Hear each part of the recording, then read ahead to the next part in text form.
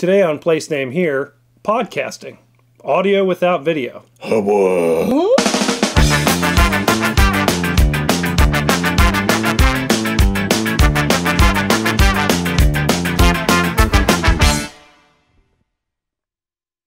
Hello everyone, I'm Sean Miller. And I'm Tony Dalton. And this is Place Name Here.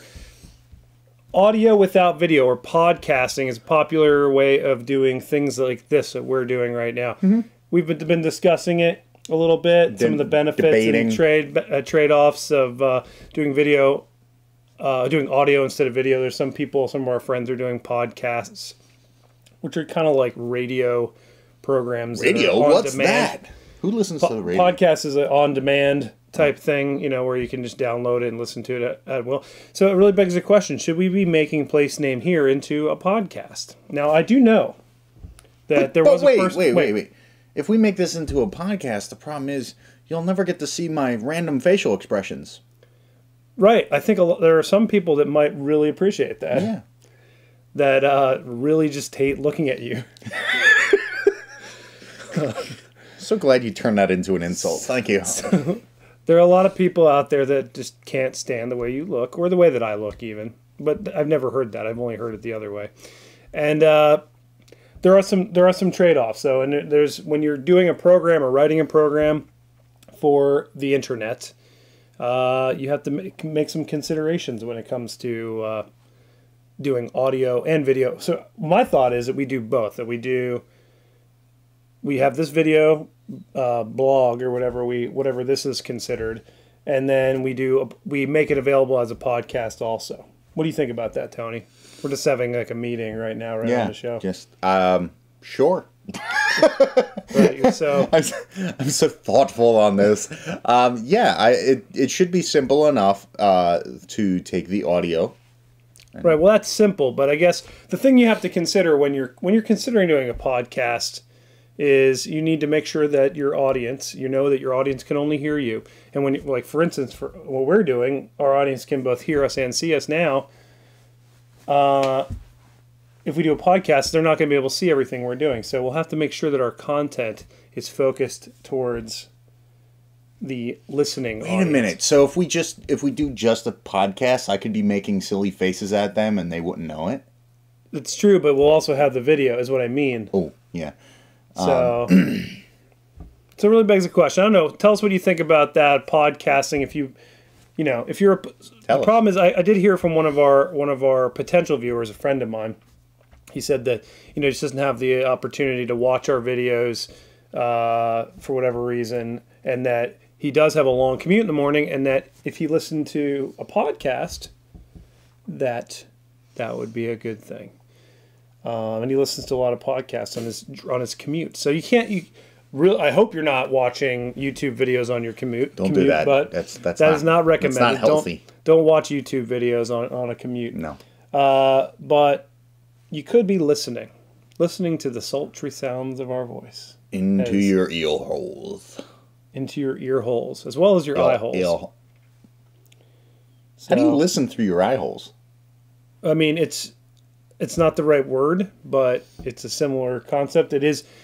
Light is a frequency. It's at a different level than audio frequency. It's I feel physics. Like this show needs a warning, science content, like the old, like really bad science content. Yeah. Hey, my phone just beeped. Always leave your phone on when we do the show. This is great. This is going to be great video and audio. Is him turning his phone sound down. Eye hole. Eye hole. There's an eye on that, if you can see that. So, right, I don't have a whole lot to say on that subject. What else do you have to say on the podcast subject? I'd say that I listen to a lot of podcasts, and unfortunately, most of the podcasts that I listen to are several hours long. Right, so this would be like a small, like our podcast would be something really, really short. Something that you could get real through easy in a to commute. handle. That's the problem that I have with the podcast I listen to, is it takes me a week and a half to actually listen through all of it, because I usually just listen to them while I'm on my commute, unless I'm doing housework. See, I have a really short commute, so like listening to anything is really, I have 4.5 miles to drive, so like Yeah. listening to anything like a podcast is just, that's just not enough time. Mine's anywhere between. Unless there's traffic, and traffic Yeah. can slow it down a bit. Sometimes I actually welcome the traffic so I can actually sit and listen to these things, but then I end up being late for work. So the trade-off. Not that I'm ever late for work. You're never late for work. Never. So, share your thoughts with us regarding podcasts. This will be a short episode if that's all we were going to talk about. Yeah. But that's not all we're going to talk about. There's one thing I want to mention, and that's that.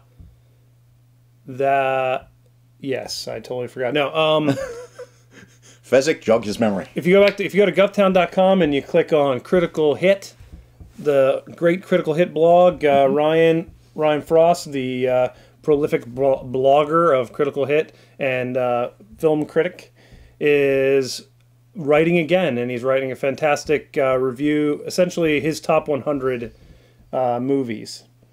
So he's got the first 5, I guess, on there right now, 100 to 95 or something like that. I don't remember how many. Go check it out on govtown.com. We'll have the link in the description. But he's a fantastic writer, and he's sharing his thoughts on his 100, I guess, top 100 favorite movies.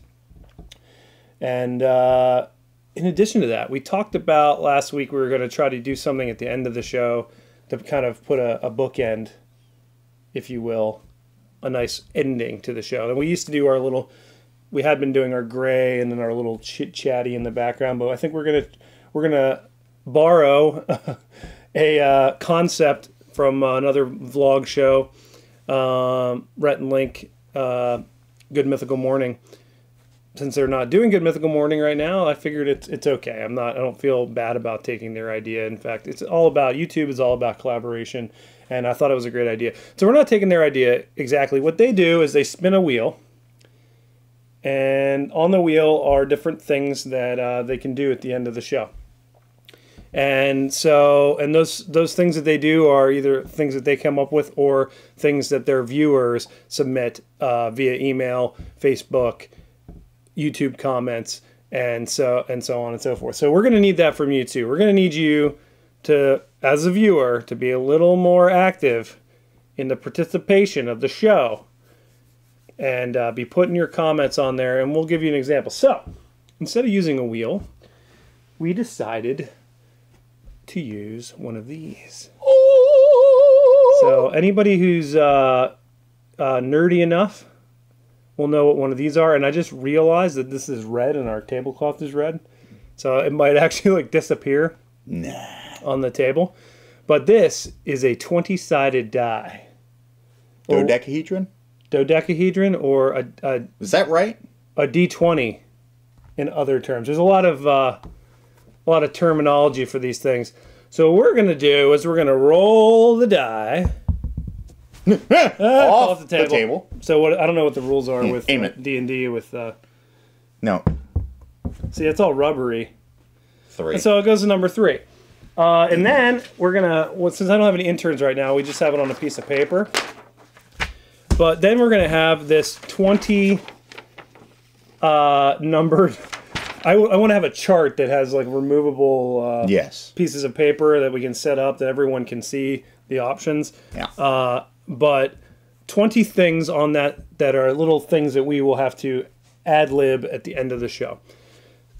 Now, coming up with 20 ideas for us to do was extremely difficult. As Tony and I were trying to come up with these ideas, we had to give up. So thankfully, when I ordered this 20-sided die, it came with an 8-sided die, another large foam. So we came up with 8 that we're going to roll from today, but we're looking to fill out the rest of the 20. So if you, as a viewer, can give us some more ideas, in addition to your podcast comments, whether or not we should make the show a podcast, which, by the way, this is very visual representation of a die and a thing will be lost on the podcast audience, but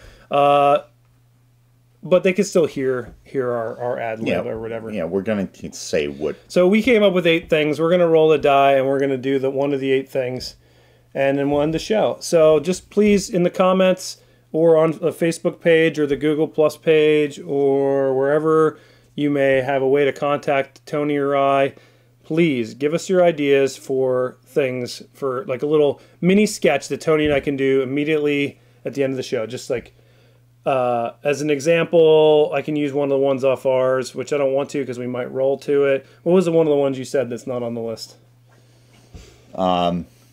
Doing the you remind me of the. Oh, right. So Tony and Sean sing. So it would be like Tony Magic and Sean Dance. sing a quick song or something like that that they make up on the spot, or sing a song from a movie, or Tony and Sean act out a scene from Hamlet or something. We couldn't do that. We wouldn't be able to do that or we could fake it, I guess. Whatever it may be, just Tony and Sean do this, or Tony and Sean believe this, or all of a sudden, and we just act that out. And so we'll give you an example of that Acting. right now, and we'll see our really great ad-lib skills. So who's going to be the roller? Is it always going to be the same person? You can take turns. I want to roll the die sometimes. You can do it. I rolled it on the test one, so you can roll this one. Ready? Yep. 2. Now I checked the list, which hopefully will be big enough for everyone to see eventually. Yeah. Number 2 on the list is Tony serenades Sean. Begin.